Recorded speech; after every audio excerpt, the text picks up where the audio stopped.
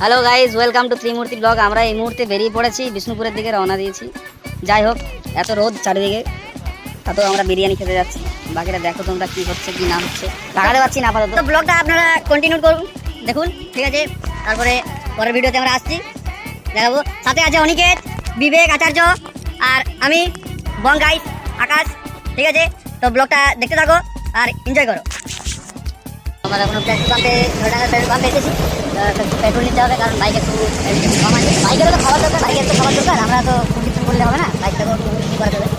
তো পেট্রোল নিয়ে ডুম টেনাও ডান্সা কর, ডুম টেনাও পয়সা না মুঝে, ডুম টেনাও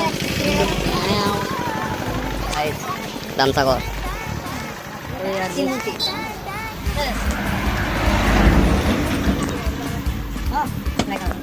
तो guys, welcome to Bishnupur biryani. আমরা প্রায় পৌঁছে গেছি আর গোলতলা থেকে যাচ্ছি।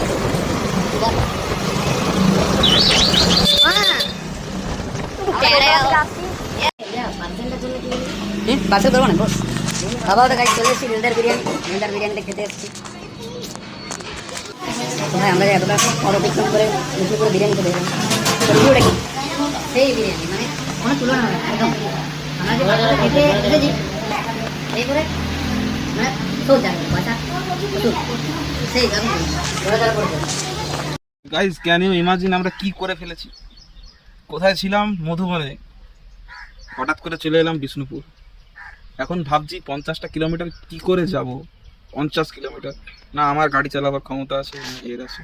আরেকজন তো হাঁটতে গেছে, যে সারা গাড়ি চালাতেই জানে। শেষ আমরা আপাতত বসে আছি, এখানে শুয়ে দিয়েছি। চলো বাই। রিভাইভ